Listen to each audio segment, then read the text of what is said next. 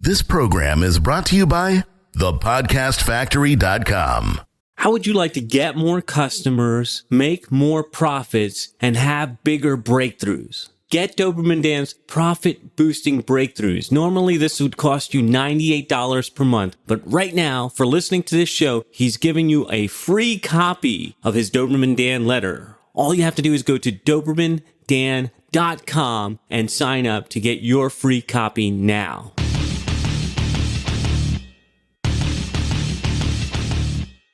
Prepare yourself for the uncensored, nothing held back, no BS reality of how business and life really work. Doberman Dan is off the chain. Welcome back, boys and girls, to another edition of Off the Chain with your man, the myth, the legend, Doberman Dan. What's up, dude? Legend in my own mind. That's all that matters. Got one word for you. Hamburger. Hamburger? Is that a hamburger in your pocket? Hamburger. Today I'm going to share some shocking stuff with you. About hamburgers? Hamburger. Do you remember? You're too young to remember that. Do you remember Alonzo Hamburger Jones from the 80s? Comedian? It sounds familiar, but I can't. A comedian. This was his whole shtick. Hamburger. He'd get up on stage, everybody, welcome Alonzo Hamburger Jones. And he walks up, grabs my hamburger, and people start laughing. And he'd say stuff that wasn't the least bit funny and just, and punctuate it with hamburger. Really? Hamburger. And I always thought, what exactly was funny about that? And I got to thinking, I think it was simply funny. Check him out on YouTube. It ain't funny, but I think it was funny in the 80s because that was just a happy period in time, man, like a happy decade. At least it appeared that way to me, that the 80s was a happy decade. You missed out. You weren't doing all the drugs, dude. Well, it depends. The early part of the 80s, yes, but I was too young to get my hands on the good ones. Yeah. I kept trying to figure out what exactly about the 80s made it so happy. I mean, you talk to people from my generation and they even talk about, it was a happy decade. We had the safety dance and we had, all this other happy music. The grunge and stuff of the 90s hadn't happened yet. And I'd just been trying to figure out like, what's the deal? What made it so happy? What changed in the 90s? And I've got a theory, if you care to hear my theory. My theory is a collective consciousness of hope was spawned from millions of individual consciousnesses. What is the plural of consciousness? From a bunch, let me rephrase that. From a bunch of millions of individuals that had a hope consciousness and had thoughts of expectations of hope. Again, like I said, fomenting this collective consciousness of hope. And before you write me off as a madman ranting woo-woo stuff, check this out. Have you ever heard of the double split experiment? The double split experiment? I don't think I have. My bad. Double slit. S-L-I-T experiment. Oh, no, I definitely haven't heard of that. Okay, so in my Barberton High School, barely push out is what they call it. And not a graduate, a push out. Get the hell out of here. In my fancy education, I'll try to explain it down to the level that you can understand.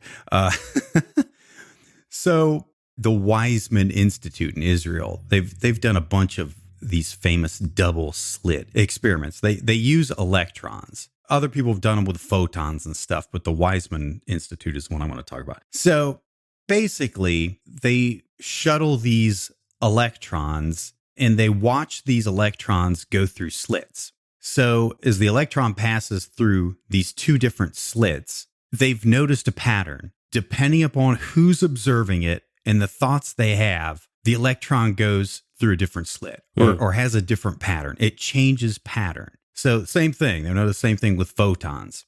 So the conclusion they came to is these elementary particles they possess some sort of intelligence and awareness of their environment, a consciousness. So basically that's what they're showing in these double slit experiments, that these electrons and photons are aware, and it shows evidence that they're affected or they're influenced by the thoughts of the person observing them, or the intentions or the expectations. So that's where I came up with my wild and crazy, a collective happiness consciousness in the 80s, all these individual happy consciousnesses.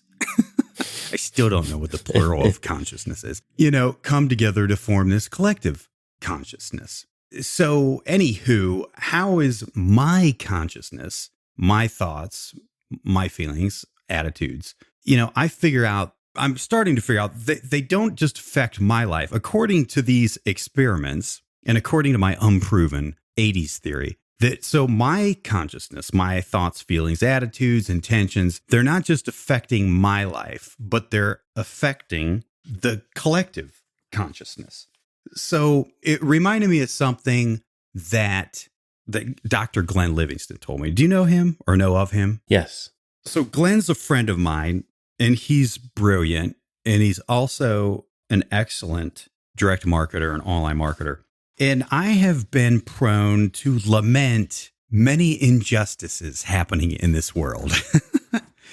I think maybe I've even ranted about it a couple times on this show, haven't I? Once or twice. Maybe, for a few seconds. I have been known to rant about it in my newsletter, the Doberman Dan letter. For sure. And so Glenn makes the comment one day, and he says, this was a personal conversation. This wasn't a public thing, a group thing. And he said, hey, Dan, you know what? It seems to me that there are plenty of people pointing out what's wrong in the world. He says, I don't think we really need any more of that. And he said, besides, I think it's also going to attract people with the same attitude, and you're not going to like the results. Ouch. And I had to stop and think, and I thought, yeah, he's right. The people that have been attracted to me are certainly not the type of people that I prefer to hang around, and they're not attracting the kind of results I want in my life. Ruh-roh. And so, it got me to thinking about this. Like if I spend my time focusing on everything that's wrong, and that's what I'm expressing and projecting to people I know or people I do business with, or my knights in the marketing Camelot, which, those are my subscribers to my newsletter. I'm not actually a source of growth for people. I'm actually a source of destruction. Wow. And I had to ask myself, so how have I been complicit in creating the conditions that I say I don't want? And therefore, in the process, creating conditions in other people's lives that are, how shall we say, less than favorable. It goes back to this consciousness thing and this collective consciousness thing. Like, I can bitch about everything that's wrong and that be like the platform I stand on, but I ain't the only one affected by that. And it led me to this quote by David Baldacci, a fiction author. Well, it's actually a piece from one of his books. One of his characters said, which, gotta admit, that's pretty a cool thing, right? Write fiction and let your characters say the stuff that you want to say. Or better yet, right? Let your characters say the stuff that you don't want to say or are afraid to say. So here's from the Christmas Train. It says, all you have to do to win a Pulitzer Prize is spend your life running from one awful place to another, write about every horrible thing you see. The civilized world reads about it, then forgets it, but pats you on the head for doing it and gives you a reward as appreciation for changing nothing. And that was, in addition to Glenn Livingston's comment, was a big wake-up call for me. That, we're creating our own reality with what we continuously think about and focus on and take action on and all that other stuff. But actually it goes much bigger than that, doesn't it? Because as the double slit experiments show, we're affecting the greater collective consciousness. We're affecting other people's lives too. We really went off on a woo-woo tangent today, didn't we? So how long ago was it that you started having this epiphany? It's been a process. It's been a couple year process of just not wanting to hear stuff and not accepting stuff and outright rejecting it, and then just being forced back into it. Frankly, to not bore you with the details, being in chronic pain for 30 years since May of 1986, and the search to find a solution for that is what keeps bringing me back to this. As much as I've rejected this in the past and even spoken out about it as outright bullshit, I think if I had not been in chronic pain so bad for 30 years, I probably just would never address this or even bother even looking into it. But when you're in pain, man, that's a pretty big motivator. Yeah.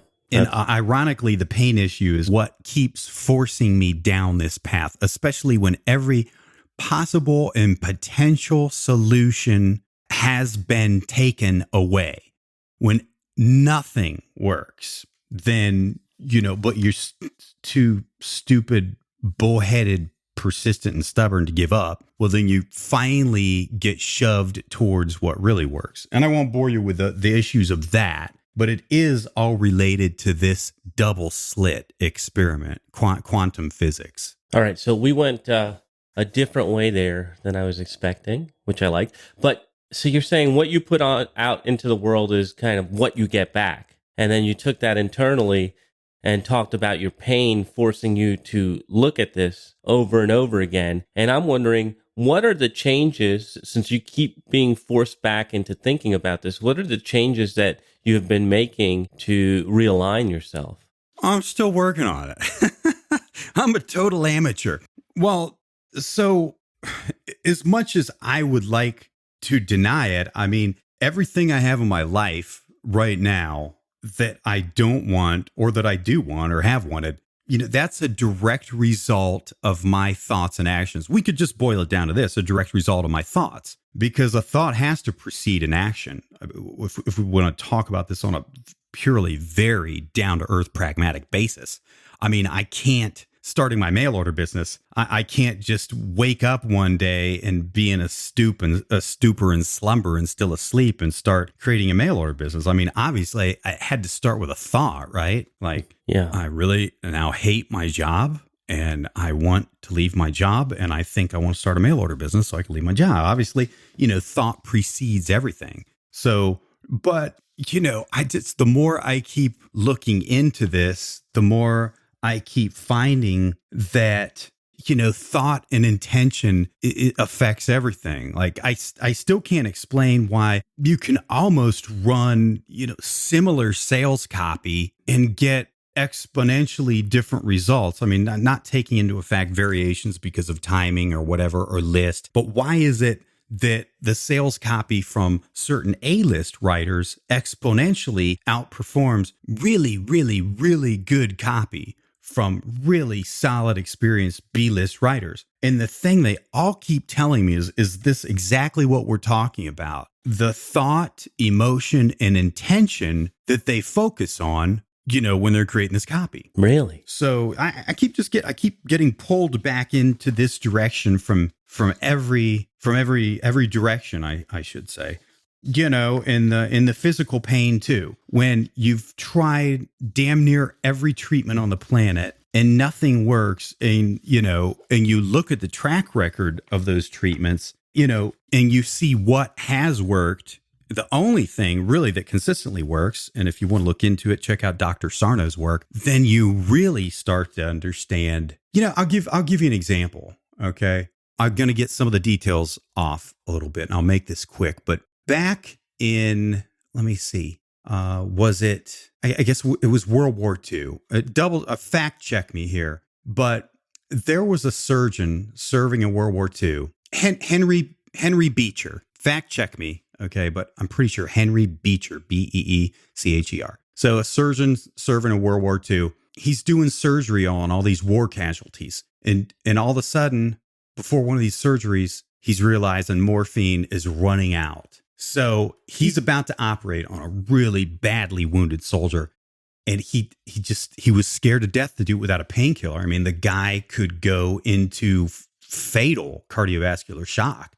So what happened just blew this surgeon's mind. One of the nurses didn't say anything. She didn't skip a beat. She didn't say anything, but she filled us. Didn't say anything to the doctor or the patient, but the doctor observed this. She filled a syringe with saline solution. Okay. It's nothing. It's water. And gave the soldier an injection just like they do it with the morphine. The soldier calmed down right away, stopped freaking out. He reacted, his pain went away, so he said. He reacted just like he'd received morphine, even though the only thing in that syringe was salt water. And this surgeon went ahead with the operation, cutting into this guy's flesh, doing what he needed, taking out shrapnel or bullets or whatever it was, sewing him back up with no anesthesia. And the soldier felt almost no pain, according to what, was reported,